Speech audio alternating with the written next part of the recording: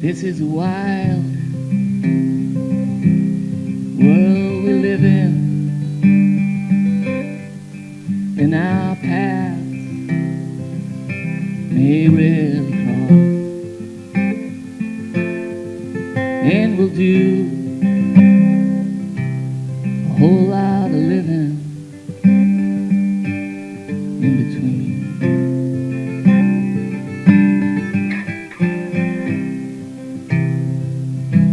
So come and share more than time. We'll take our cares, our fears, our worries, leave them behind as we sail on a ship that never goes to sea. Friendship. It may be months, it may be years, till we find ourselves together standing here. So until then, my friend, I got a wish for you.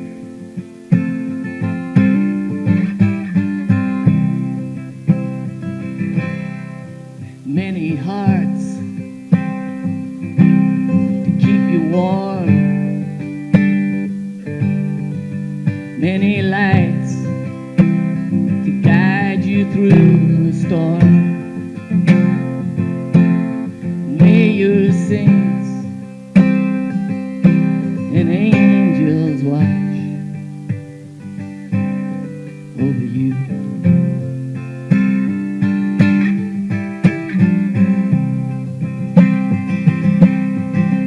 Many hearts to keep you warm, many lights guide us through this storm. And may your saints and angels watch over you.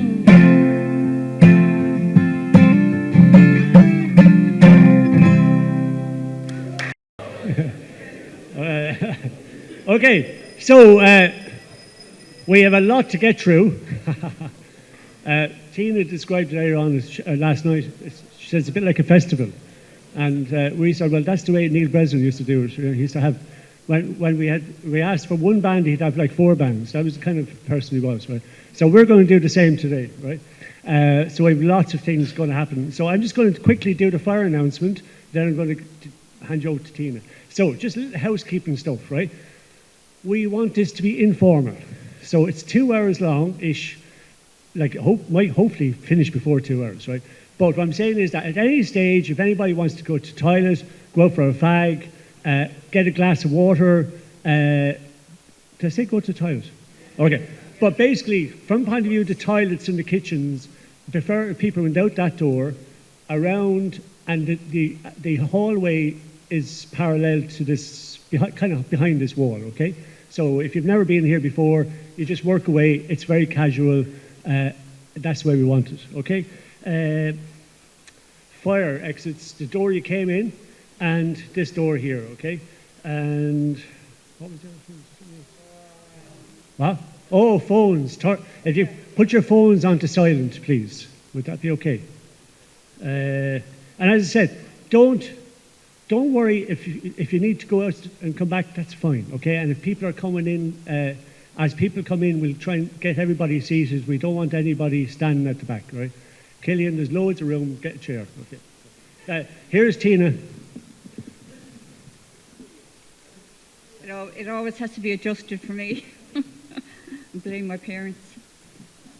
So hi, you're very, very welcome this morning, and thank you for coming to help celebrate the life of Neil Breslin.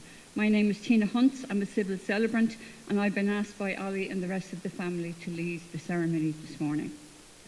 Firstly, I'd like to convey my own personal condolences to Neil's partner Louise, to his brothers Pat and Ollie, his sister Phil, nieces and nephews, extended family, neighbours, and many, many friends. The family would like to start the celebration this morning with music, and so we invite Owen.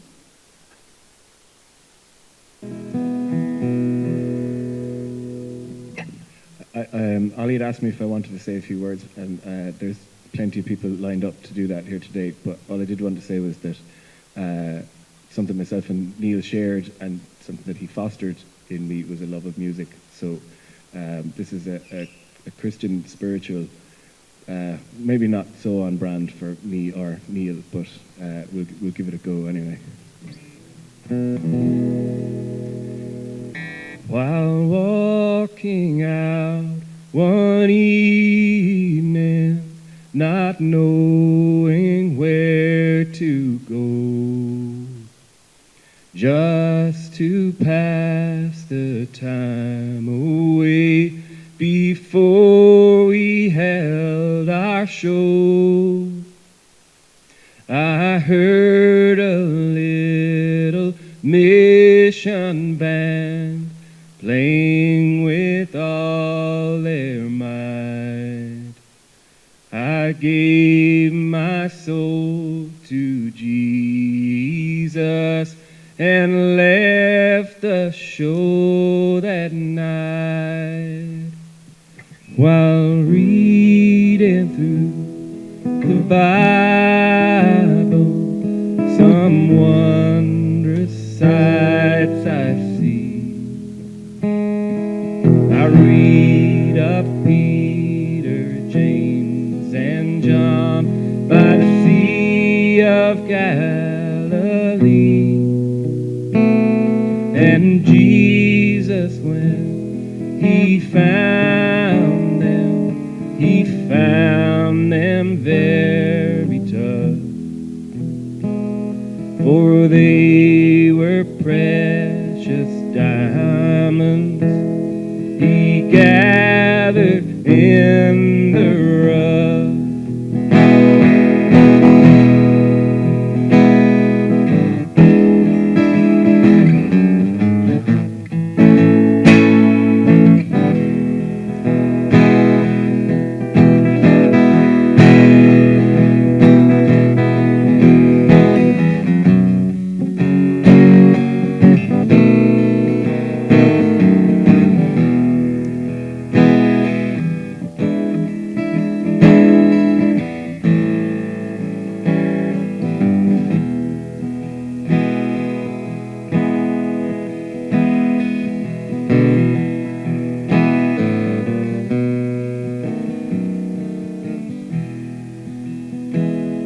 The day will soon be over, and evening will be done. No more gems to be gathered, so let us all press on. When Jesus comes to claim us and says it is enough, the diamonds will be shining no longer in the rough.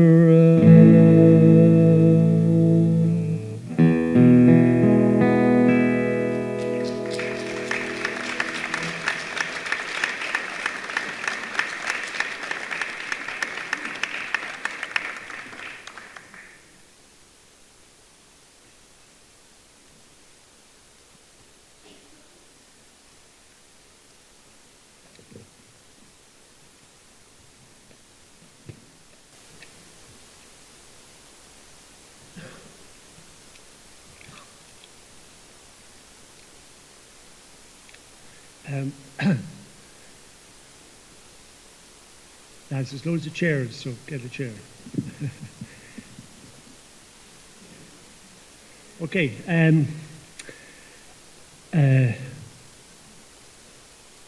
As you know, Neil was told that he had stage 4 cancer 4 years ago.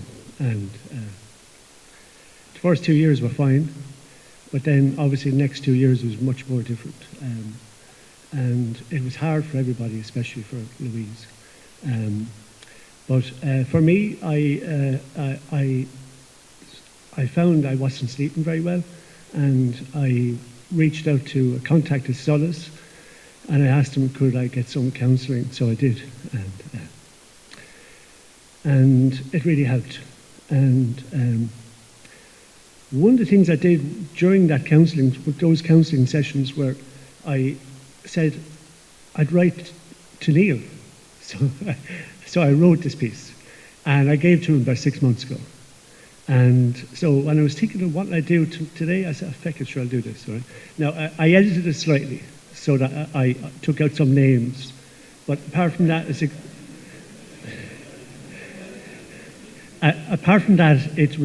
the same. Okay, and I reference obviously my sister is mentioned in Maria, who's dead now. She died 10 years ago. She died suddenly, and I also reference Michael Matthews, who also died suddenly. About when he was only in his early 30s, I think. Michael was a great guy, Waterford, London guy. His mum was from Waterford. She was one of the, what's the family? Claire, help me. McGraths, the famous McGraths up by the jute factory. You know, the Ballahasseys and all that crowd? They were all big into that. In fact, he was a first cousin of Brian Flynn. But Michael Matthews ran a fantastic centre in London called Fast Forward, and anyone that he knew from Waterford that was moving to London, he tried to rope them in as volunteers. And he roped in Neil, he roped in Claire, and he roped in Mickey Biff, who's here as well. And it was a great thing because I suppose it gave them an opportunity to see another aspect of themselves, and they ended up, all of them, Neil, Claire and Mickey Biff, all ended up in care work as a result, further along the line, after getting training and all that kind of stuff. Anyway, this kind of, now I'm embarrassed now because Mark Roper's here, but but it's kind of a poem. It's kind of a poem. It's called A Different Side, a few words for my older brother. When we were very young, you were fat and I was skinny. So we saw things from that angle. We knew what it was like to be mocked, and this helped us later on. You were loved by our mother, and I so wanted to be loved by her. I hated you for this, but then I realized it wasn't you, but her. You stood up for me on the street when an older lad picked a fight on me. And I remember you wanted to take on a teacher who had punched me in the school. But I made you see that that was a bad idea. We fought each other a lot when we were young, but then we didn't, and we became friends. And I learned things from you. Of all the 5 of us children, you and I were the closest in age and interests. And I suppose we realised this. You bought records every week from Wales, and so began my music education. Our parents trusted me to go with you to concerts because you were older. And we went to the Reading Festival when I was 14, and you were nearly 16, or around 16. So boats, trains, buses, non-stop music, and I got to see Dr. Feelgood. Later I visited you in kibbutzes, in London hostels, in housing co-ops, and always we had fun, adventures, and we met loads of people. I remember in the 80s a few times asking you and Maria to help when young Waterford women who I knew needed urgently to go to London for an abortion. And you both always helped out, even though you didn't know any of them. I remember how you found your way into care work through volunteering at Fast Forward with Michael Matthews, and how you found your calling, helping those on the different side. How you went on to work later at the DePaul Trust, and you always had stories of those you worked with. Forevermore, when we met you, they were no longer faceless people. I loved going to pubs in Dublin when you came back to live and work there, Grogan's especially, and then back to sleep on your floor in the attic flat. and how the landlord tried to get you evicted so many times, but you fought and won. And then when you got cancer, how difficult it was to give up that flat and moving in full-time with Louise, and how you didn't want to impose on her, and you didn't want for her to become your carer, as it wasn't fair on her. And how I have enjoyed this opportunity of getting to know another side of you now while you journey through this illness. And how I'm so glad you are around and we can talk books and films and music and always a laugh. And the newspaper clippings, which we joke is my homework, and how you care about all the things happening in the world that make us angry and sad and sometimes make us feel helpless. I love your humanity, your intelligence, your passion for all things, and what are the important things. How money is for spending, how books are for giving as presents, how pubs are full of possibilities and characters, how passionate we are for sports and all things in the green jersey and the blue jerseys, how we always support the underdog and fight for others to get a chance and gain equality, how proud you are of any of your family or friends who achieve anything, how everyone has a funny story about you, but it is clear that they all love you, how everyone knows that they have met you and that you made a difference in their life, how you will dismiss this attempt at summarizing you because these words can't capture you. They just give a flavor. And how I know you will live every minute that you can, and how I enjoy being around for a little bit of it, and how we can have some more laughs along the way, and how great it is to be different to each other, but also to be loved by each other. And I'm not going to talk about sadness because that will be a different place, but that will be a different piece. And we still have time for fun. Because as you always say, you are the glass half full man. Anyway, I want to thank you for being the best big brother anyone could wish for. And I always feel so proud to say that you are my brother.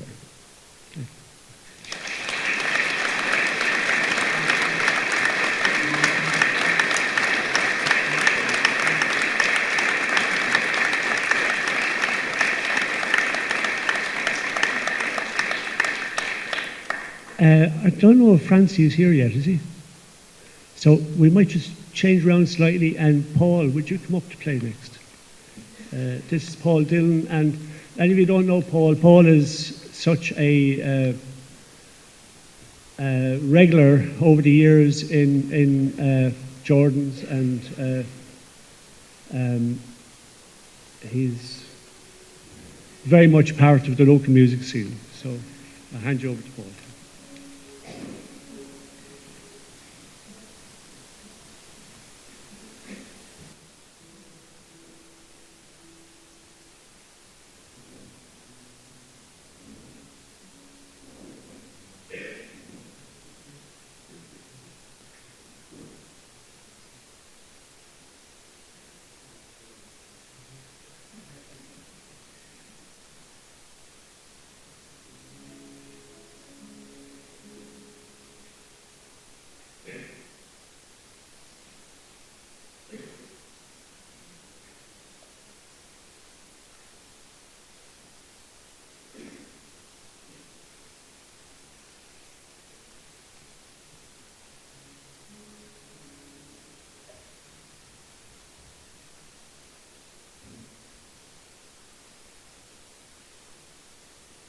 Oh, testing, yeah. Oops. Yeah. I think I picked the right song after what Ali said about Neil. I hope so. I imagine him, if he was did he sing? Right. I never heard him. Yeah. But I think this is a song that he could sing, based on the life, part of the life he lived. I hope I get it right.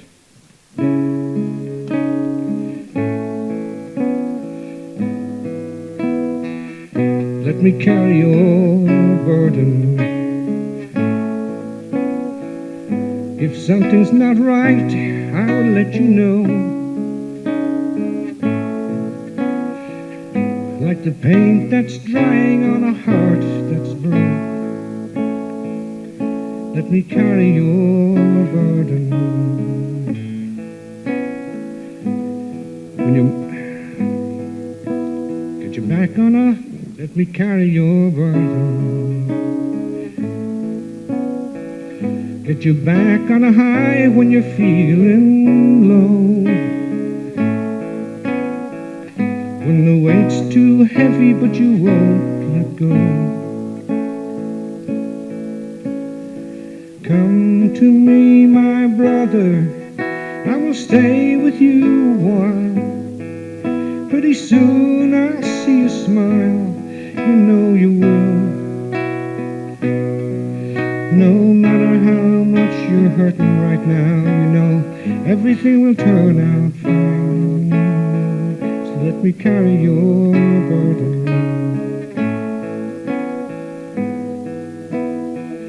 Let me carry your burden.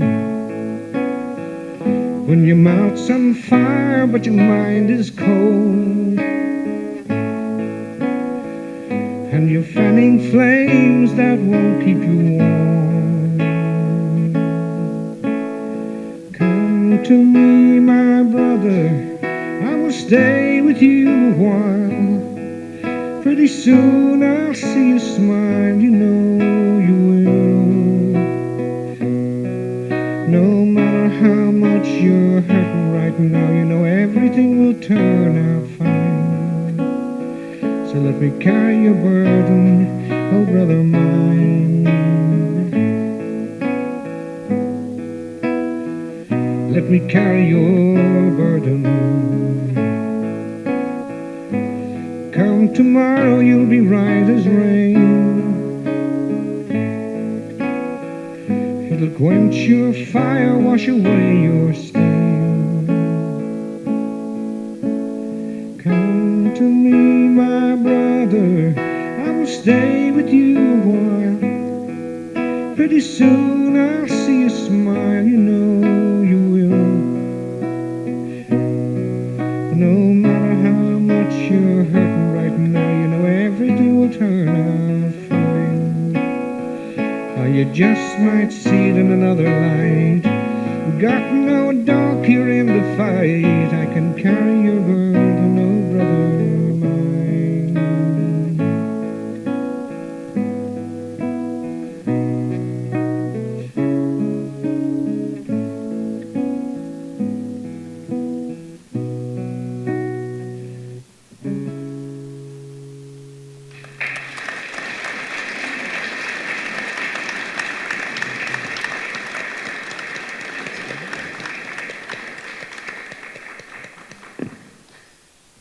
That was absolutely beautiful. We just take a second and ask people if you'd like to sit up front. Sorry, I keep forgetting how small I am. If you'd like to sit up the front, and I think, is Francie here now? Francie is here now.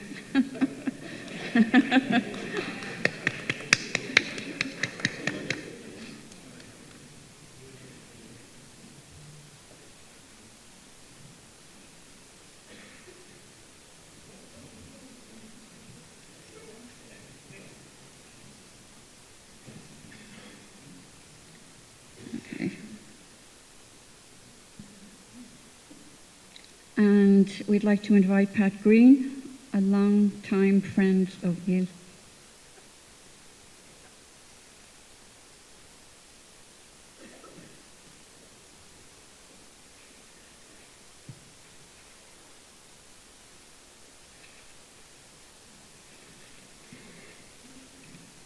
Okay.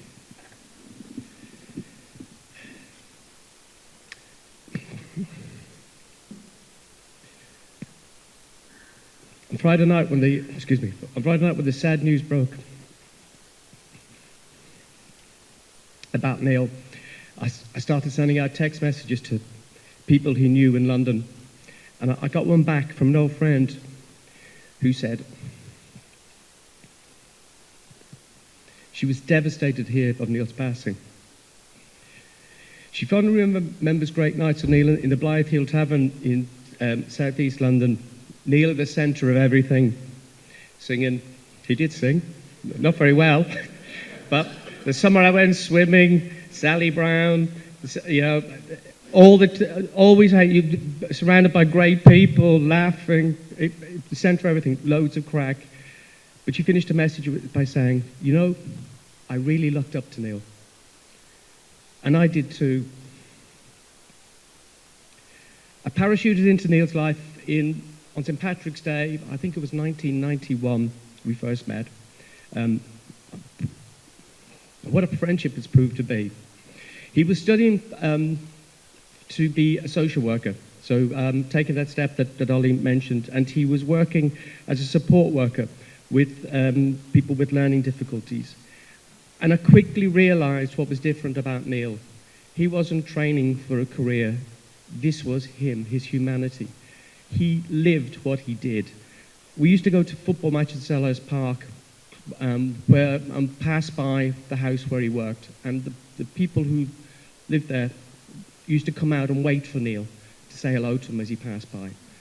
I remember once walking and seeing Neil in this distance ahead of me as we were going through London, and as I sped up to catch up with him, I could see him bending down and talking to people who are homeless, handing them cigarettes, and doing that as part of who he was. I soon realised that this was Neil, and his passion for social justice was immense. I mean, it didn't just start and end with what he did for work, you know, whether it was Palestine, Northern Ireland, anything in the world. Neil stood up, and I recognised through Neil and through what we often encounter racism in England and in London.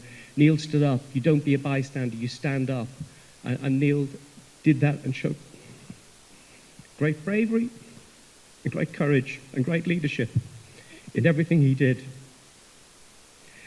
He helped me too, because from observing Neil and how he behaved, he helped me transition from what I was doing into a similar field. And I know I couldn't have done it without him, because he showed me the way and showed me, you know, you can make big changes in your life, and and you can be brave to do it. And I couldn't have done that without Neil. Football was a huge part of our lives together, and we both played football in London. He was a ferocious tackler, by the way. For all his niceness, you did not want to get in a 50-50 with Neil, either in training or in a game. A ferocious tackler.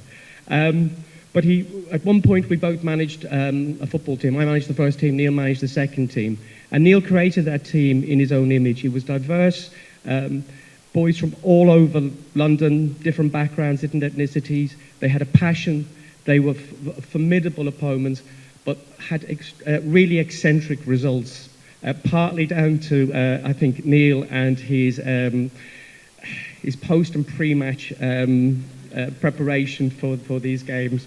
But in running the first team, I could never get players from the second team to come up and play for the first team. So we would always have, when we were down to 9 players and I'd be fishing around for players, none of the boys would come from the second team to play for the first team, because they enjoyed being around with Neil and playing for Neil, and that said so much about him. We also travelled supporting Ireland quite a lot, and you realise very quickly when you travel with Neil, travel documents and timetables mean nothing. I think there's other stories of Neil getting into countries without the required registration and paperwork, but yeah, we got into Belgium and, with a crumpled up social work card, and yeah, that's all he had. The guy just waved him through. But what was extraordinary about Neil too was in foreign countries where we wouldn't have a word of that language, Neil still made friends. And I feel very, very lucky as his wingman, because people just opened up and trusted Neil impeccably, even though he may not have the language. It's an incredible gift. And we had some extraordinary times and met some extraordinary people over those times. I knew Neil in London for about 10 years, and at that point, Neil decided he wanted to come home. He wanted to start again and come to Dublin. And I'm so glad he met Louise. As I said to Louise, because there isn't another woman in Ireland who would have him. I've shared a house with Neil a couple of times, so yeah, what Louise has done. But to see Neil so happy here in Dublin was fantastic. He was so contented. His life in Lucan at the weekends, his work and his life in Dublin, in the pubs, etc., the dogs. He was so contented here. It was great to come back and keep seeing him. And you know, everything that Ollie says and others will say after me was Neil. His authenticity, and he was a fantastic friend. As you can tell, I'm having problems saying goodbye. But for me and for all the people he's met in London, thank you, Neil.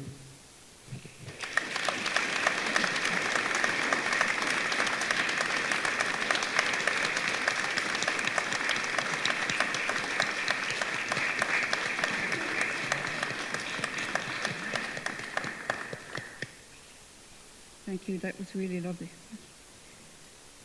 And we're going to invite Francie. Francie?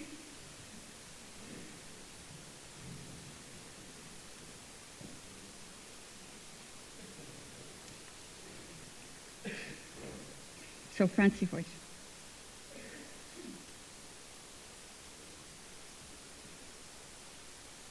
There's a lot of people here I know, and I like. I think maybe he brought us all together. It's lovely. How's that? How's that for roaring and bawling into? Can you hear me? Okay. Because Ollie asked me to sing something as well. So, but before that, myself and himself go back a long time. Soccer with Crusaders and things like that. I always saw his posture was this, which was his chest out. I always remember that. And again, as someone else says, he's fucking tackled you. But always great fun, you know, always great fun. And Crusaders, the team itself, was we could be very good, but not on a Sunday. And the reason being for that was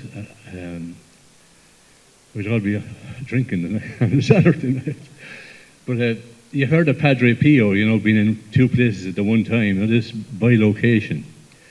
Well, you go to, after we adjourning from Jeff's, which is kind of at the time, a hippie commune, 20 years too late, but it was a hippie commune, and we'd all abandon Jeff's in the night time and go to parties.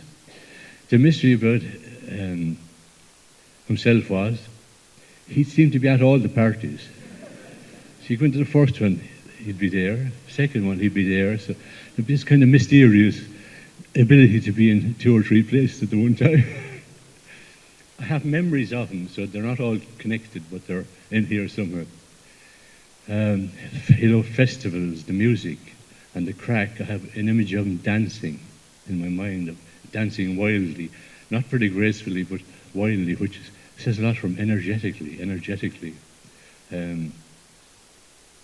We were lucky both to be at the Bob Marley last concert, or one of his final concerts in Dalymount Park, yeah.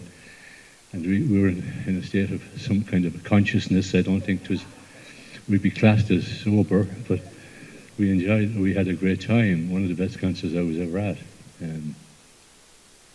What else have I to say? My wife said this morning, write down a few things because you can't remember your own name.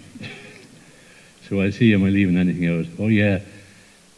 I was looking up a bit of poetry because his joy for living, he used joy for living, and there's poetry around this, but I asked my cousin Peggy to find it for me, and she failed to find it. But it was just talking about a joy for life and living. Yeah.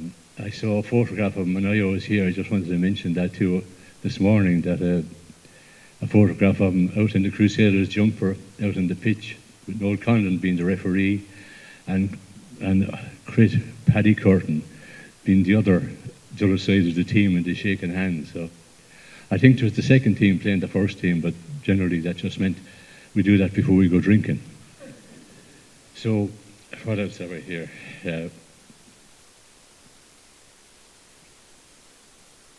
Yeah, Love of Living, and Bob Marley. Wow, the I3 came on. Did any ever see him? When the I3 came on before Bob Marley, a spiritual moment, then he comes out just, oh, fuck. They were all not on oxygen on the day, so that might have helped. I hope there's no guards in here, by the way. Yeah. So Ollie asked me to sing, and maybe this is really what got me in the door. I hope I don't make a hands of this, but I'd like to do it well for Neil. The first one, I'm singing two pieces, putting them together so it won't be terribly long. The first one is a thing called Colours. Philip King. I know there's some music nerds in here who know all about this, but you can explain to everyone else. But it talks about all colours being equal, and it's kind of something that says a lot about how he dealt with people.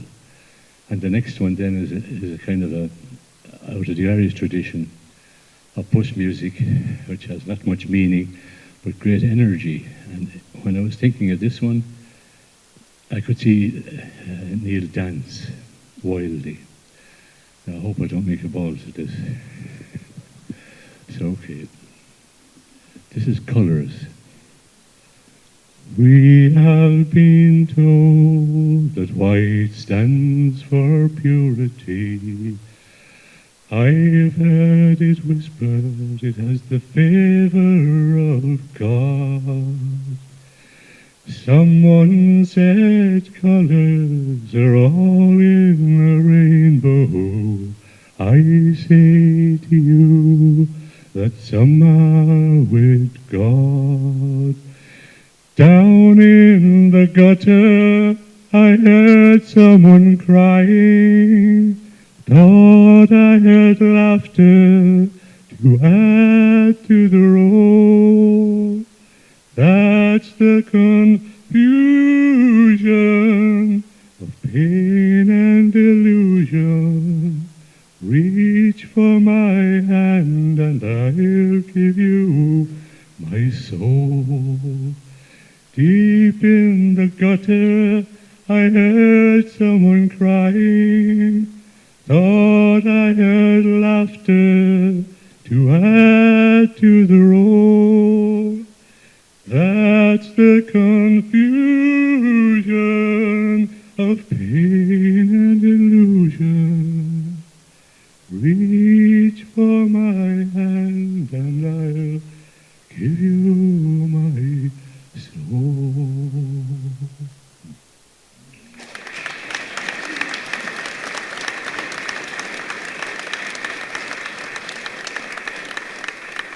So, something in there about generosity, yeah, I think somewhere in there. And I could really make a ball to this one. This is on Bohan of a Fanola. And again, it's if you're moved to clap or take your clothes off, just do that because it's full of energy. I'll get this right now. Urshino, follow me, Urshino, fill me, Urshino, listen, all the band, another snow, the rocky hill, you see, in the bone, the bone, in the bone, the bone, in the bone, the bone, bone of a gun, and the in the bone, the bone, in the bone, the bone, in the bone, the bone, bone of a gun, and bearing better funnel, and a bearing better funnel, and a maroon, a marmy, bread, and a grass, and an alley, in the bone, the bone, in the bone, the bone, in the bone, the bone, bone of a gun, in the bone, the bone, in the bone, the bone, in the bone, the bone, bone of a gun, bearing better funnel and a bearing better funnel and marloon and marmy bearing me grass and an airing no maric dillius and the bone the bone the bone the bone and the bone the bone the bone the bone the bone and the bone the bone and the bone the bone bone of a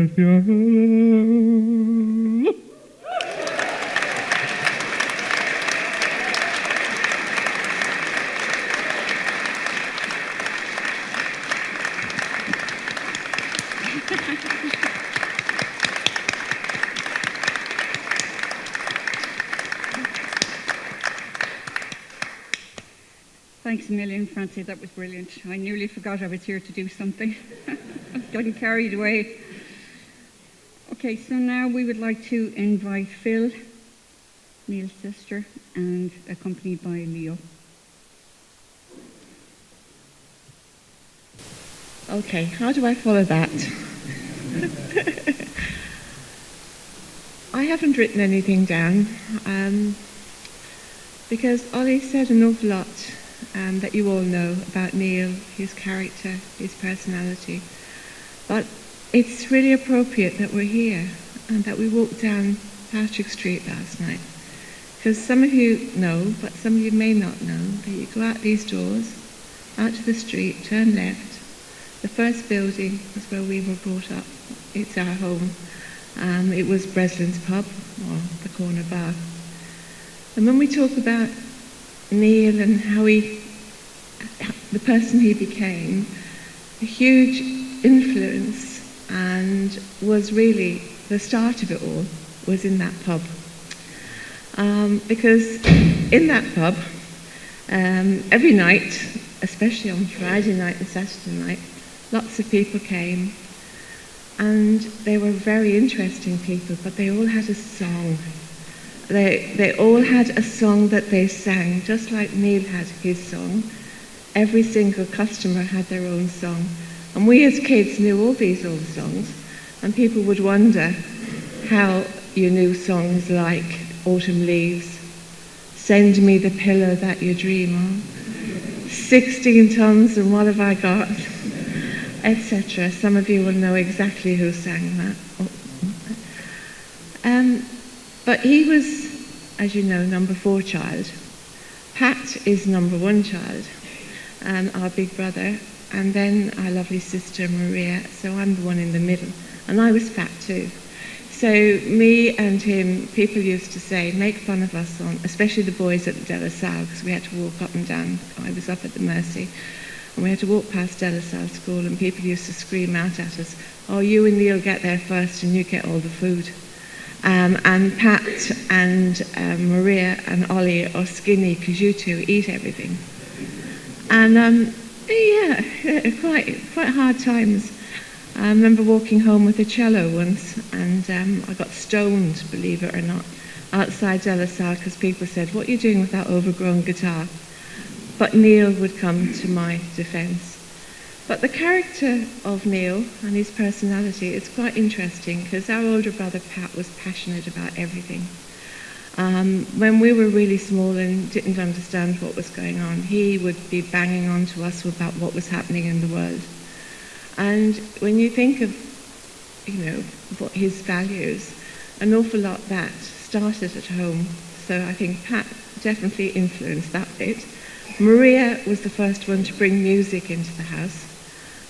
She loved her music, and my mother tolerated that croning, Leonard Cohen. What the hell is he on? Why have you got that drunkard playing upstairs and things? And then it would get louder and louder, and it was quite funny, but not really that funny. But we were never stopped. His love of reading, when Ollie describes his homework, that's quite interesting too, because we had a pub. We had every newspaper on Sunday. Every single newspaper that was published, we had. And he would be avid to get to the sports section first. So he was a very good reader at a very, very young age. But school wasn't quite his thing.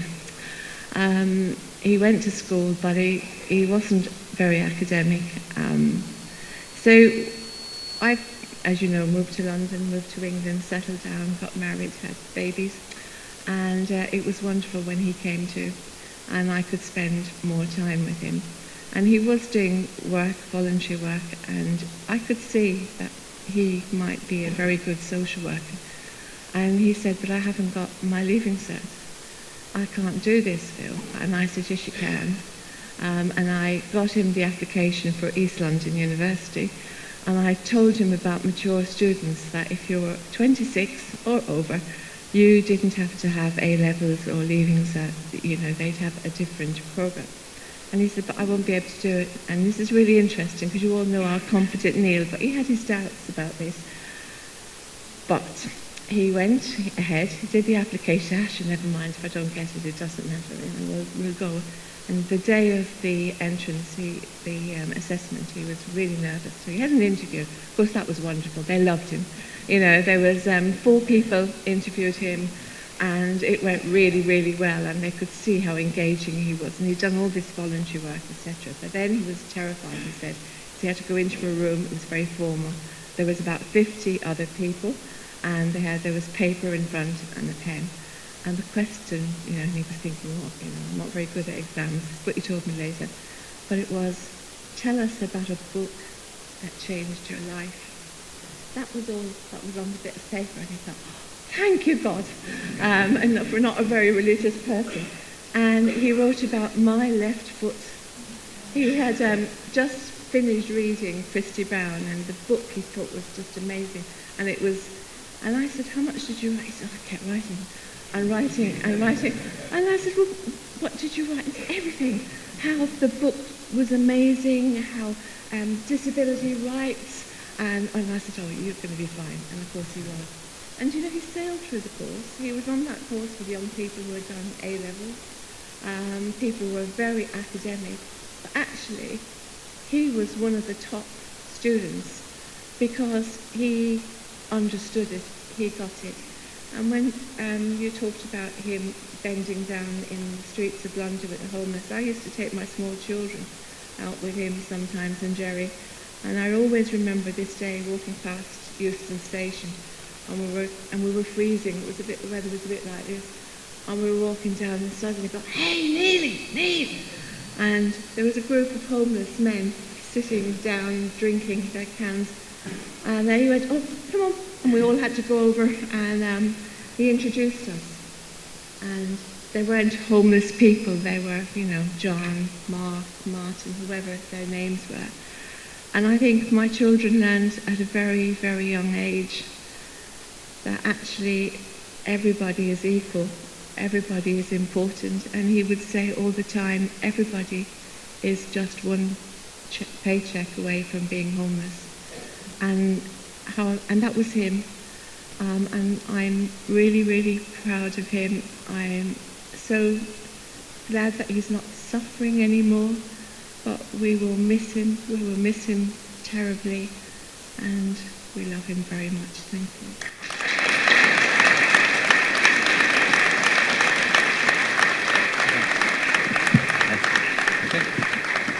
Thanks, Ollie.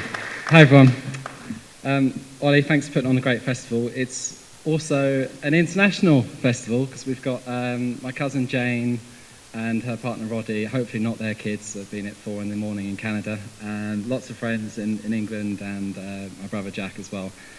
So Mum just asked me to say a few quick words on behalf of Neil's nieces and nephews. I think the summary is basically Neil was unapologetically Neil, and he didn't change for kids just because we were a few years old. Ollie talked about Neil giving a music education. I think that's the same for all of us, and particularly Kieran. But Kieran's, through osmosis, has given us a bit of that as well. But I don't think I've ever seen anyone with a more eclectic mixtape than Neil. I don't think I ever will again. And all the books we got over Christmas and things as well. It's just amazing. But I just wanted to finish on something that Pat mentioned. I wish I met you when I was a kid, actually, because you probably could have saved my legs a little bit. We were playing football around Marion Park. I must have been something like 12 years old. And, you know, being a Man United fan, I was probably thinking I was new Giggsy or Beckham or something. And I had this chance, and I nutmegged Neil. I put it through him. I went around him, and I probably had the smuggest grin on my face. It was brilliant, but that grin only lasted for about a second, because somehow my face was eating grass, and I'd been taken out, and Neil just bent over me, and he whispered in my ear, and he said, "You don't do that, son." And just carried on, and that was it. So, Neil, we love you, and thank you for always being you. Thank you.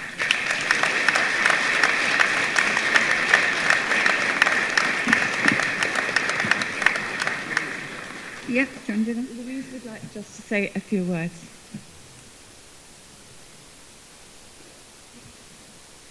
this will be very short. Folks, Christmas is coming. Don't waste your money on stupid presents. Support your local hospice. And I just really want to thank the Breslin family for their love and support, and especially Ollie for today. He loves you so much. Thanks on behalf of Neil. I want to thank you for doing this for Neil.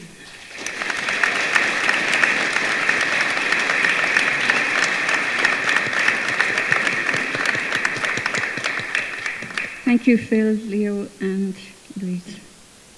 And we'd like now to invite Neil Byrne.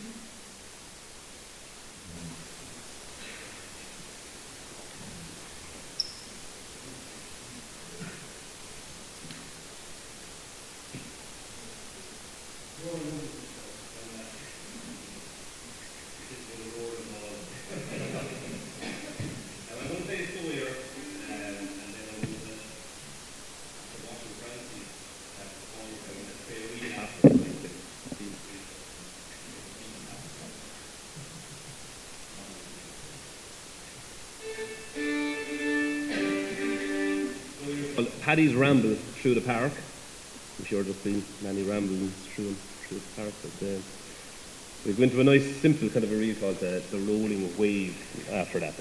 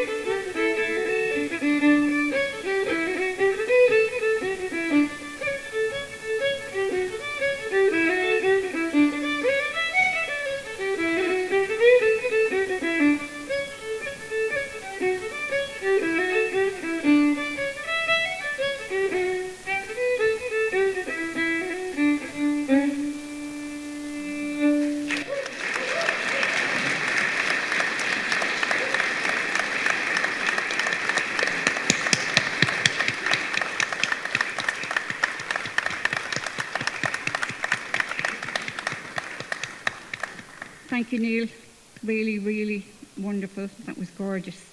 And now we'd like to invite Ben Hennessy.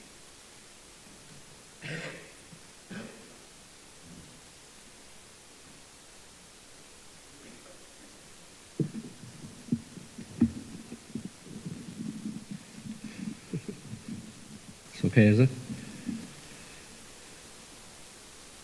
It's Matt being here. Holly asked me to say a few words, really about a few months Neil and I spent together in America. It was 1986. I was over there in an art school, and I got a phone call one day, so it was about 3 months or so left there. And Ollie had given him my number, and this was back now when there was no mobile phones, and also it was in the house I was staying in.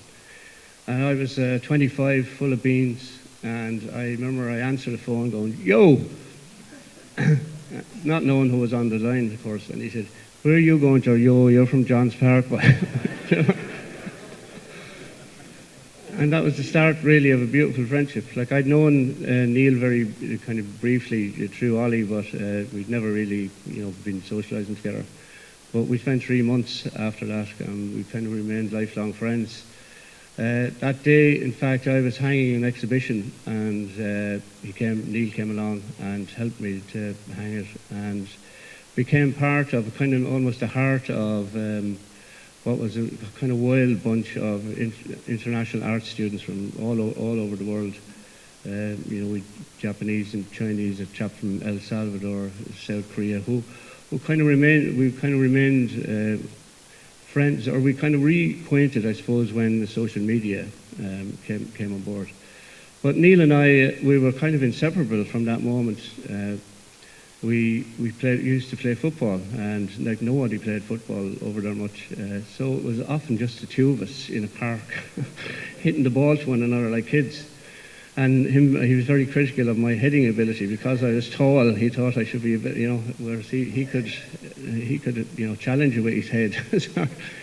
And of course, music and the social life. We had. I remember just particularly one of my fondest memories, actually, he got tickets for Van Morrison, was playing outdoors in Berkeley. And we went along and tried to smuggle in some drink, and we got caught and we had to throw it in the bin. But Van Morrison started his set with a kind of acoustic version of Danny Boy. And of course the two of us were up the back taking ownership, singing at the tops of our voices, like he's one of our lads, And around that time too, Brian Power from Jeff's, Brian and Paula, they moved into San Francisco at the same time, and we ended up kind of living and sharing a house together in the famous Haight Street. I remember Brian had a driving license, so he got a job driving at a removal truck, and so we spent a few months working as furniture removal guys. And actually, I know, to tell you a little bit about the type of character Neil was. One night, Brian told me this story. One night, outside the door, there was a bit of a row. These two black chaps really going at each other, and Neil was looking out the window. And of course, Neil being Neil, went straight down to, "Hey, brothers, was the peacemaker." And about 15 minutes later, Brian had to call the ambulance for Neil. Well, that was the kind of fella he was, in the middle of, what everyone else would have shied away from. He was in trying to make the peace.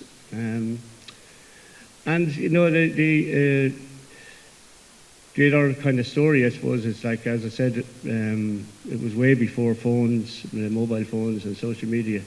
And we made a lot of mutual friends, a lot of them in the art thing. We had a fantastic 4th of July, for instance, where we went up to Sonoma to a chap who was in the art school, and they had a pool, and of course Neil turned it into a soccer in the pool, kind of water polo kind of thing.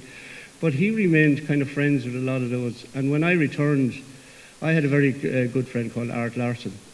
He's a painter as well, and he became a great friend of Neil. And I know with Brian Dalton, they went on a kind of a whole what would you call a road trip, and their stories are kind of legion. But afterwards, Art used to write to me, so it was before the things. And of course, I was terrible at writing back. And this went on now for a few years. And every time I'd meet Neil, then when Neil was home, he'd say, "Would you ever fucking write to Art?" He became the kind of centre of it. And even through, I know Art met Ollie. And it was kind of Neil's ability to bring people together. And eventually, I did write back.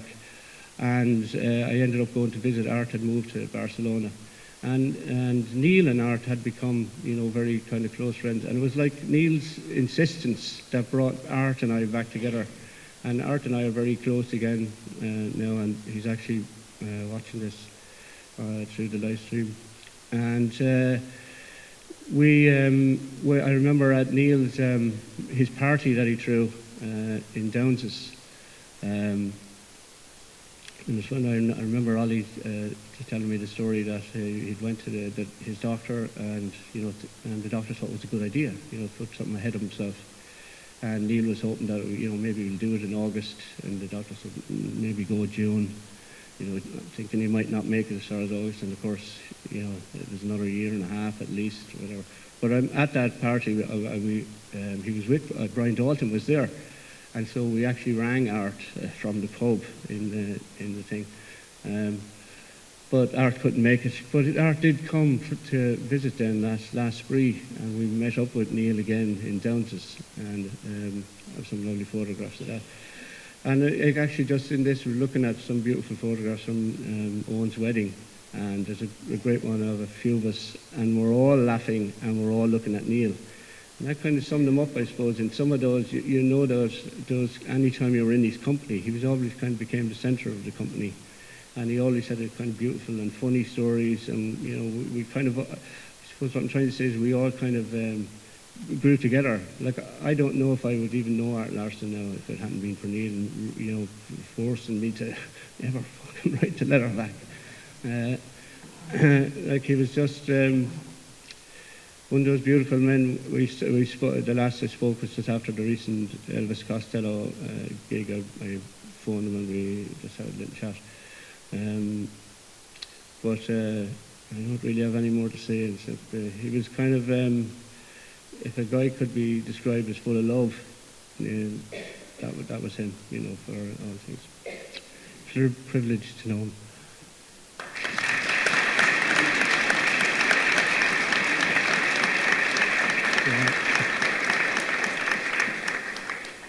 When I came back, I introduced him to my brother, and they had a football and music kind of love, and they've kind of remained friends. As everyone who meets him becomes his friend. So his father's going to sing a few songs.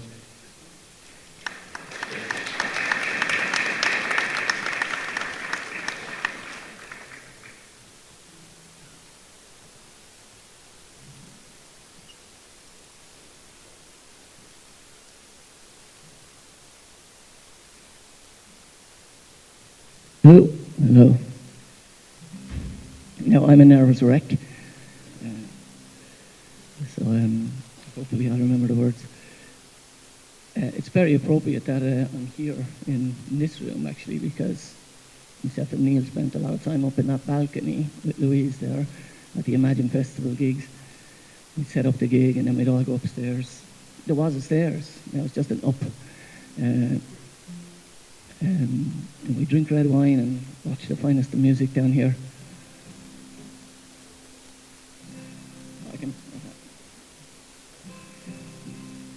It's all good. Anyway, the thing that struck me about Neil always is like his sense of friendship, as everyone has mentioned. And it didn't matter when you saw him or how long it was, he still give you the biggest hug. And this song is kind of like about that kind of thing. This is a Waterford song, and me and Neil share the love of that. It's called Saints and Angels.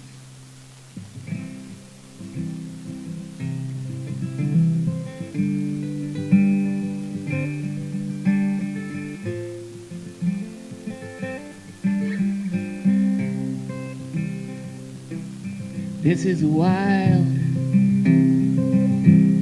world we live in.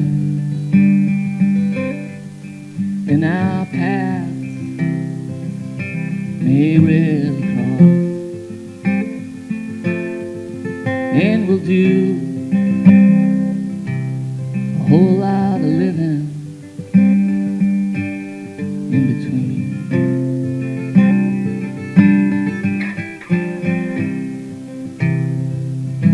So come and share more than time.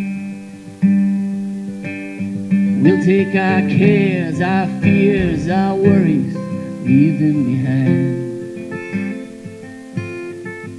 As we sail on a ship that never goes to sea. Friendship. It may be months, it may be years, till we find ourselves together standing here. So until then, my friend, I got a wish for you.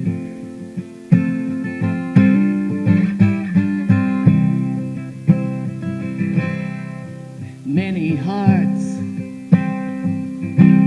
to keep you warm, many lights to guide you through the storm.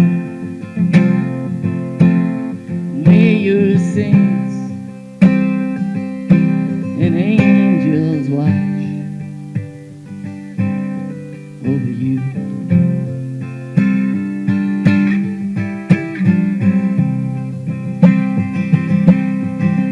Many hearts to keep you warm, many lights guide us through this storm. And may your saints and angels watch over you.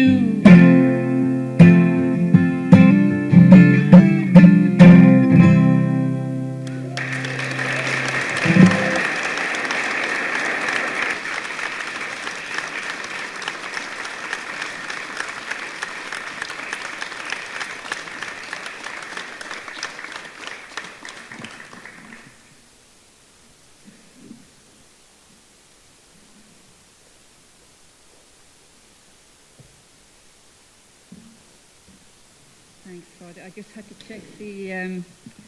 check the pronunciation of your name there. That was really lovely. Thank you. And now we'd like to invite Brian Dalton, please.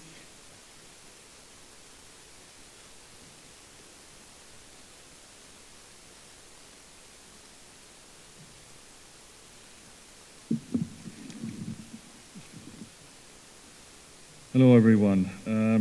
It's a huge honour to be here today, and in a personal capacity, but I'm also very mindful that I'm representing my brother Tony, who lives in Vancouver, and my sister Maria, who lives in Barcelona, and of course they were blessed with Neil's friendship and company for so many years. I moved to London in March 1987 as a very green 17-year-old who knew nothing but thought he knew it all. And I shared a house with Neil for 12 years.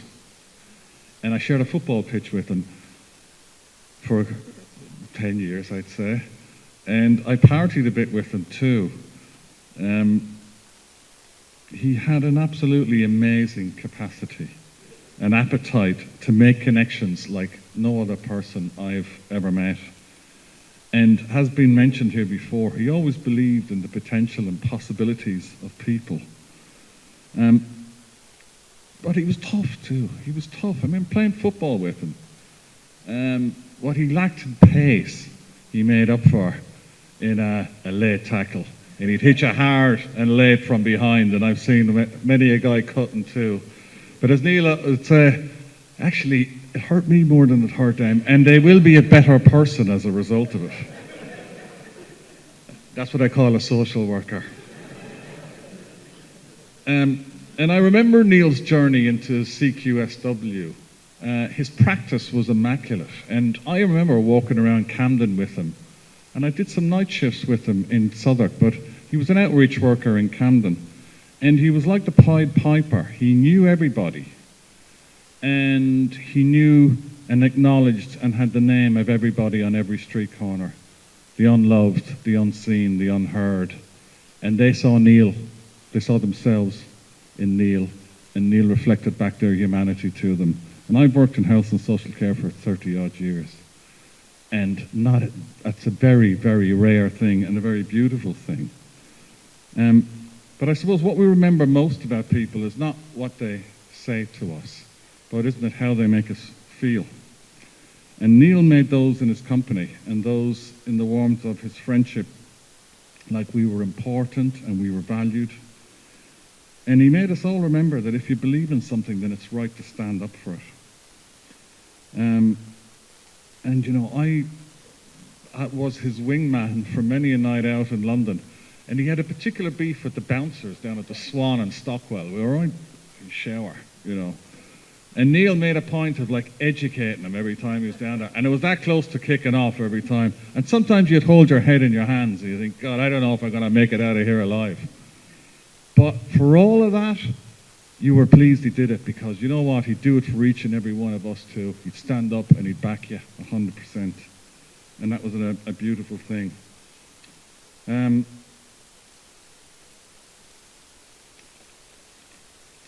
I think it's worth saying that for Neil, and he didn't create distinctions between company and friendship, because as you all know, sometimes there was no distinction. If you were in his company, you were kind of on the friends list anyway. And he had an unshakable belief in the power and the good of people to make an impact. He believed in the agency of people. And you know, he was an analog man in a digital world. I know you all remember Neil with a tape in the top pocket of his denim jacket. And I got to say, there's a fair few music collections which are informed by Neil's musical lexicography and his generosity, because he informed so many of us about music. And I add Bonzo Dog Doodah Band, Captain Beefheart and Bobby Bland to my own collection, all thanks to Neil. He was a man that lived in the moment, because the moment is all that mattered. And let's remember, people spend thousands of pounds every year going to retreats trying to find himself and learn how to live in a moment. Neil did it like he was breathing. He gave the world his love and the world loved him. And what a design for life that we should all celebrate today. Gura Mila Mahagut.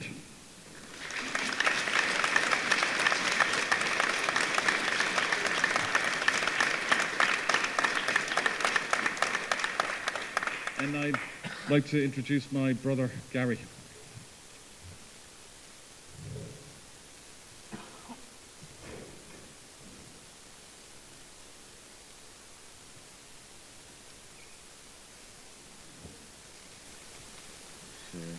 Get the words here.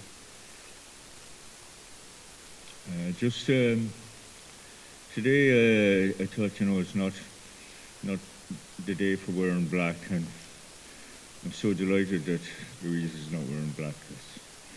This is a celebration for a man who brought so much colour and so much spark.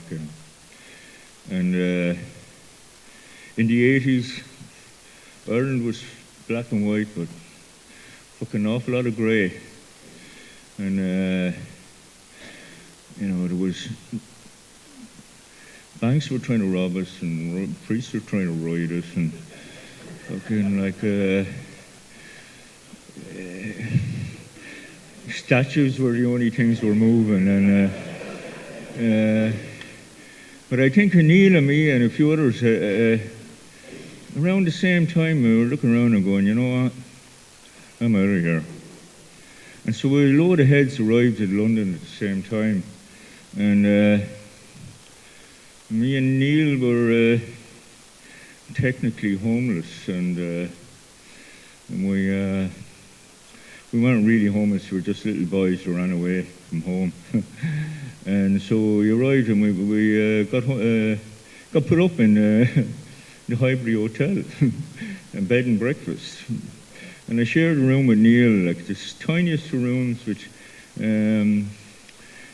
two twin beds. And I come home in the evening time, and Neil would be washing the sash in the sink, and he crammed some load of shit into a Darrier's bag, you know. So I go home and he'd have like City Limits, you know, Munster Express, and a couple of tickets for a gig. He's very good at multitasking. He had a couple of tins in it as well, and then a couple of tickets for a gig. And then he'd pull out the book and he'd some spurious address that allegedly there was a party. And we'd take off and we'd get to most of them, you know. We'd try and get the last tube home, and then we'd wake up in Kent or somewhere around. But London at the time was not really that welcoming place for Irish, you know. There's Guildford 4, Birmingham 6, Liverpool bombings, you know. But we found our tribe, and London was a really exciting place at the time, you know. Ken Livingstone was Mayor of London, and there was some really interesting things that happened that time, you know. Maggie Thatcher was banging on, and the miners' strike was on, and things like Glastonbury started because the cops were in the police, you know, in the pockets of the police. And I remember they broke up a caravan trail belonged to the New Age Travellers, and they were put up in Glastonbury, you know. And people like John Reynolds, who went to court to fight for the right to club and the right to party, you know. And so there were a lot of really interesting influences at that time. And I won't go on much further, but I did visit Neil when he was in hospital a couple of times, you know, and we had a really good laugh. And he taught me an awful lot about life, and he taught me about facing illness and facing death. And he says, you know, if stage 4, there's in the stage 5, but you know what? It's only a sell-by date on your back. And he said, Gary, you've eaten out of the fridge a few times. A couple of years, they don't make any difference. So. And so, yeah, he taught me a huge amount. And I remember, like, he was very politically active, and we set up a housing co-op in London for Irish, and we went to that famous gig, Pits and Perverts, with the Bronski V were playing, and Dingwalls and Camden, and he was bopping around, and then he didn't even invite, but he was dancing with a gay girl, and her partner hit him in a shot across the floor. But you know, Neil, he just bounced around. It was cool, you know. So what I have is just a song that I know Neil really liked. He really liked Dick Gaughan. So it's a song. We all know someone like him. He was strong and tall and lean, a body like a greyhound, and a mind that's sharp and keen. And his heart was like a beacon.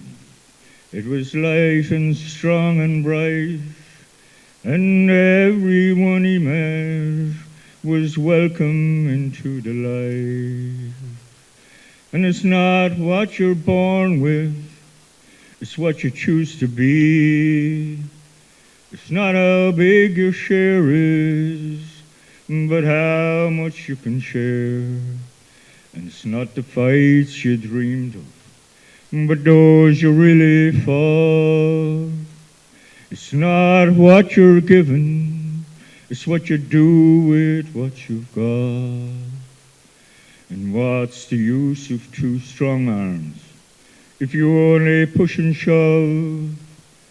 And what's the use of the finest voice if you've nothing good to say? And what's the use of two strong legs if you only run away? And what's the use of the two big ears if you can't hear the ones you love? And there's those that use their neighbor, and those that use the cane, and those in constant power, and those in constant pain. And there's those that run to evil, and those that cannot run. Which ones are the cripples, and which ones touch the sun? And it's not what you're born with, it's what you choose to be. And it's not how big your share is, but how much you can share. And it's not the fights you dreamed of, it's those you really fought. It's not what you're given, it's what you do with what you've got. And this verse is for Neil. I just need to look it up. And I think if he was looking down, he'd do, you know, his kind of friendly fuck off guy, you know. But so just read the last. I'll read the last one for Neil because this is kind of. When you've lived a life that you really wanted, death, it brings no fear. It's a little sad leaving the party a bit too soon. But no point in sitting on the bench when someone else has got the ball. And anyway, I put a word in for you. I'm friendly with the guard. And just not yet, give me time to settle. I'll be sitting at the bar where everybody gets in. And the glass is never empty. And you can never get barred. And then just this final one is, I think this is also for Neil. And for everyone here, actually. We shall be known by the company we keep, by the ones who circle round to tend these fires. We shall be known by the ones who sow and reap the seeds of change alive deep within the earth. And it is time now, it is time that we strive and take our place at the well. And it is time now, oh what a time to have lived. In this great turning we shall learn to live in love. Thank you.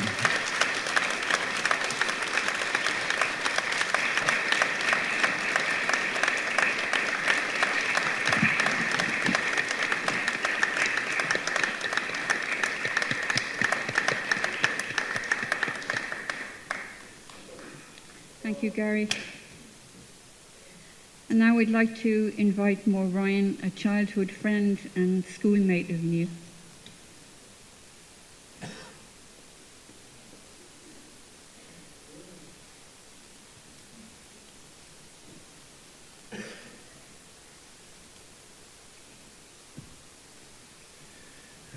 Hello, I'd just like to say a few words. We were childhood friends, Neil, Ollie, myself, and a few other guys here. And just a few stories about when we were growing up. We grew up actually outside this window was our playground among the gravestones. And I remember when we were very young that we formed a gang. The gang was called Quantrell or something like that. And our leader was a guy called, probably some of you know him, Denny Flynn. Denny is a lovely guy now, but at the time he was a tough nut. He was the type of guy that if he wanted your opinion, he'd beat it out of you. That was his attitude at the time. He was the leader of the gang anyway. So the initiation of the gang was you had to crawl topless across the grass up on the jail wall, and then he would burn you with a bamboo stick. And if you endured that, you became part of the gang. One time, the vest got mixed up. Neil went home without a vest. Somebody had two vests. So obviously, what happened the next day, Ma Breslin came into the street, and she sussed out who it was.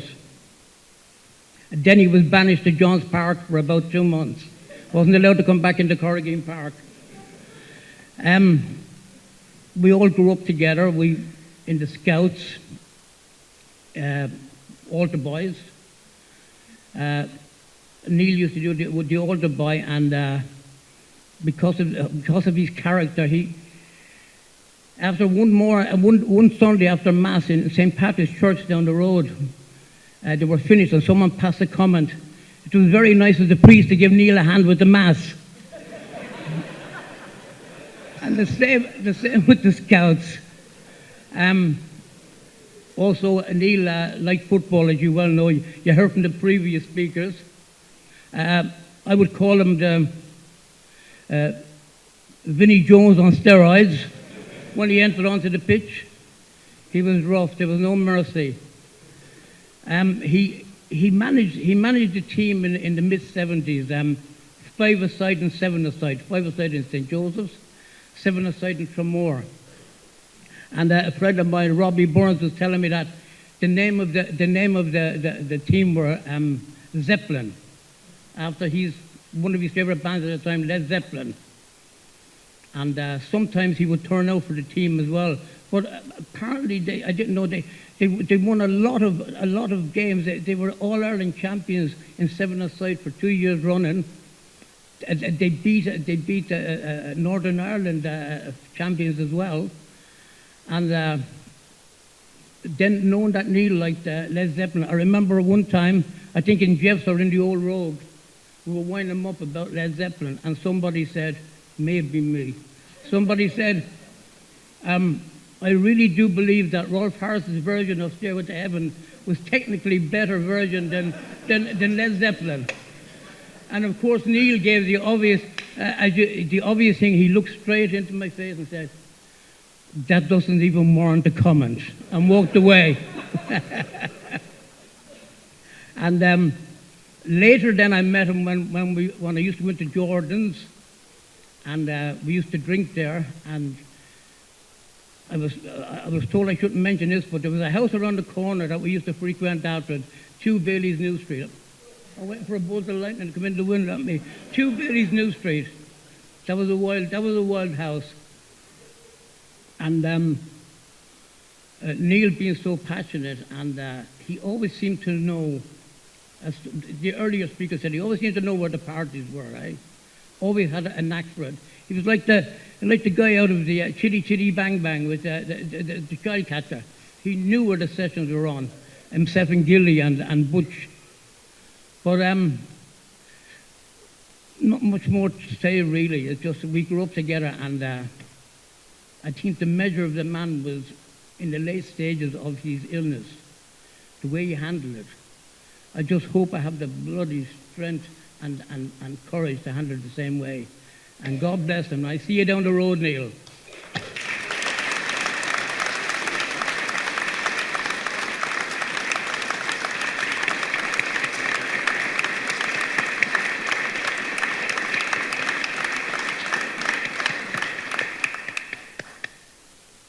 I'd just like to say one very short thing myself. I only barely knew Neil a long, long time ago, but when I came in here this morning and I saw that T-shirt and I saw those photographs and those flowers and thought about today, I thought, I wish I knew him better. And now listening to all these stories, Jesus, I'd love to have really known him better. So now we'd like to introduce Kieran Keneally.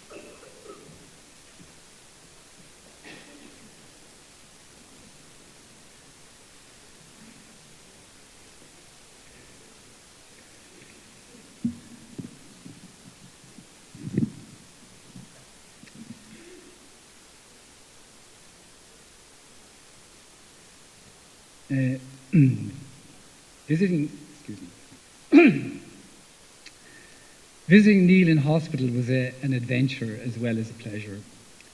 Neil did a whirlwind 2024 tour of 5 Dublin hospitals, finishing with a residency in Our Lady's Hospice in Harold's Cross. He was in St. Vincent St. James's, James Connolly Memorial in Blanchardstown, to Clontarf Hospital and the Mater Hospital. Visiting him in the Clontarf Hospital, I was struck immediately by the bond evident between the ward's patients. Neil was at the centre of it all.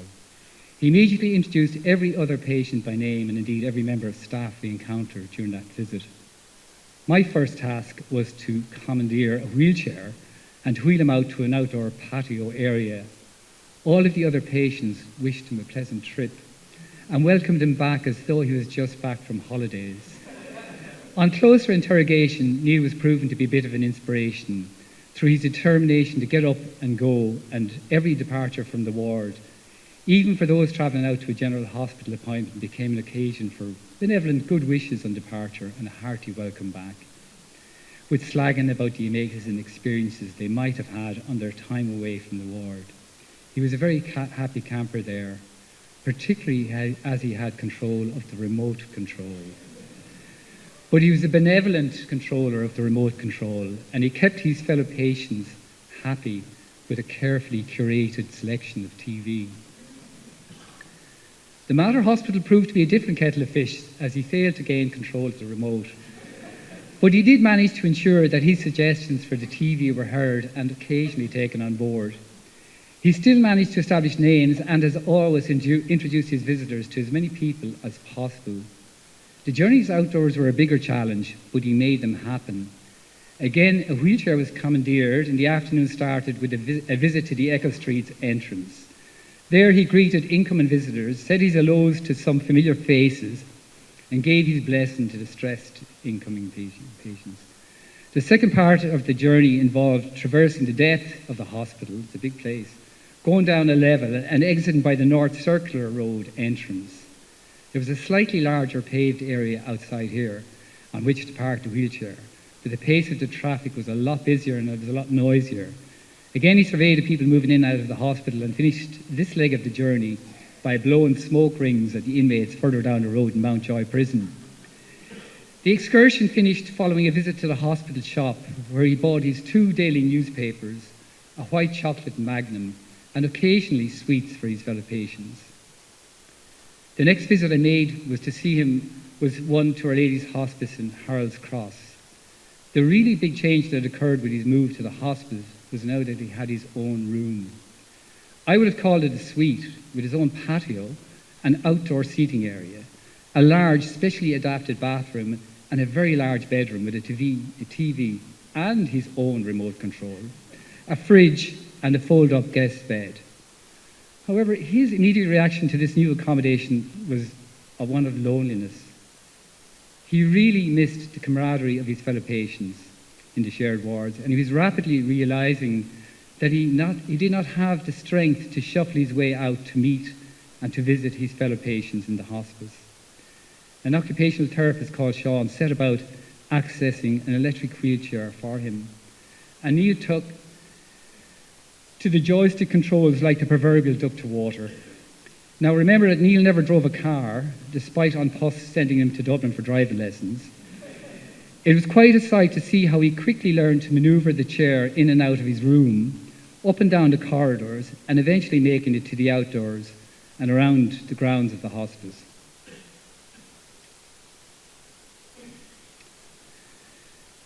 The single most notable observation from my visits to Neil in hospital or in the hospice was that I never actually saw him in a hospital bed. He was always in the chair and nearly always ready and waiting for action. The second most notable observation was the table over his bed. I used to call it his desk, and I constantly slagged Neil about how busy his desk was. As time went on, it was becoming more like Francis Bacon's studio. There were leftover takeaway coffees, half-filled cups of tea, half-filled glasses of water, a tube of Voltarol, a box of tissues, a packet of mints, and the tools of his trade, several pairs of glasses, several copies of the Irish Times and the Examiner, bundles of newspaper cuttings, an old-fashioned transistor radio, a mobile phone, and a tablet. Precariously placed inside the top pocket of his T-shirt were a pair of hairdresser's scissors, and from that desk he worked away, reading his newspapers and cutting and pasting in the most traditional way. There were bundles on the arts and music for Ollie. He started a new bundle for me on the genocide in Gaza. Indeed, it was Neil who introduced me to the writings of the ex-Irish Army officer and now columnist for the Irish Examiner and for Hot Press, Colin Sheridan, who has been writing highly critical articles on the Irish government's all talk and no action response to the ongoing genocide. He used a tablet so that he could tune in to Craig Charles on BBC Radio 6 and avoid being bored by less eclectic musical selections on inferior radio stations. After selecting a suitable shirt and ensuring that he looked sharp, he would ease his way out of the room and start the journey through the hospice building until he reached reception and the front entrance. En route, he would introduce me by name to every member of staff that he met, and of course he had retained all of their names. Regularly, there would be a short bit of conversation about music or about various Dublin pubs. He brought me into the oratory to admire the stained glass windows and proceeded to light a candle. We both laughed at how we still light candles for loved ones when visiting churches, even though we profess to be atheists. The first purpose of his afternoon's excursion was to have a cigarette, and of course he insisted that he'd only smoke with the head of the hospice. We made straight for the grotto and parked directly underneath a statue of Our Lady, and then he lit his cigarette. I was waiting for the alabaster to morph into Blessed Sinead O'Connor and to hear her gorgeous voice. I guessed from the number of cigarette ends around the base of the statue that a number of other residents might have had the same notion and I hoped they could cope with the disappointment. By the time of my next visit, he discovered the rose garden and the covered seating area at the side of that garden had become his new favourite smoking spot. He got great delight from the planting there and the fact that there was still so much life present, despite the onset of autumn-winter. On our way back to his room, he drew attention to a rack of displayed plants for sale at the entrance to the hospice, and reminded me that these plants were for sale and that the proceeds went to funding the hospice. When I didn't bite on the first occasion, he reminded me at the same stage on our journey during my next visit that Walter Murphy had bought one the previous visit. It got me there. I could say lots more, but the time's tight and I need to finish. And I think the kind of things I wanted to finish with have been so well expressed, just about his inclusiveness and his ability to make people feel part of the party, and his kind and welcoming, curious and alive mind, and his lofty aspirations for us all.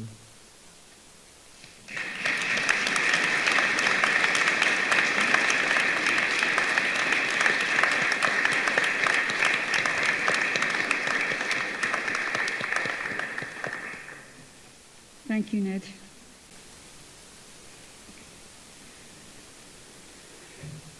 Okay, everyone, we are coming to the end of this ceremony now, and once again I'd like to thank you all so much for being here to help celebrate Neil's life. The family have asked me to convey that following the burial today, they would love you to come and join them for a meal in Dooley's Hotel. Anyone who is unable to be there in Dooley's, please come along this evening to Jordan's later on. And I'd just like to say that when I met with Ollie and other family members yesterday, they were in no doubt as to the kind of ceremony they wanted today. And Ollie somewhat stole my thunder earlier on because I was going to talk about calling it a mini festival. So when I realised, I was trying to write furiously all the names and all the ideas, and I was, I'll never get all this down in one go. And I quickly realised that this was going to be an event.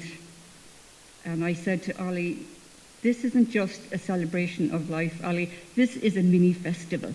That's what you need to call this. That's what you've got here. And isn't that an extraordinary tribute to Neil, to his life? And I'd just like to clap for everyone who spoke today and sang today.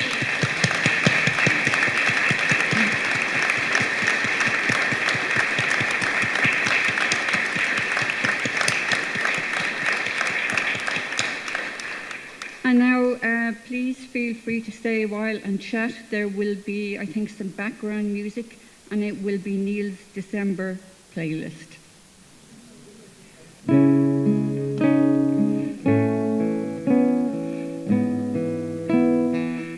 Let me carry your burden. If something's not right, I will let you know. Like the paint that's drying on a heart that's broke. Let me carry your burden. When you get your back on a, let me carry your burden. Get you back on a high when you're feeling low. When the weight's too heavy but you won't let go. Come to me, my brother, I will stay with you a while. Pretty soon I'll see you smile, you know you will. No matter how much you're hurting right now, you know everything will turn out fine. Let me carry your burden. Let me carry your burden. When your mouth's on fire but your mind is cold, and you're fanning flames that won't keep you warm. Come to me, my brother, I will stay with you a while. Pretty soon I'll see you smile, you know you will. No matter how much you're hurting right now, you know everything will turn out fine. So let me carry your burden, oh brother mine. Let me carry your burden. Come tomorrow, you'll be right as rain. It'll quench your fire, wash away your stain. Come to me, my brother, I will stay with you a while. Pretty soon I'll see you smile, you know you will. No matter how much you're hurting right now, you know everything will turn out fine. Or you just might see it in another light. Got no dog here in the fight, I can carry your burden.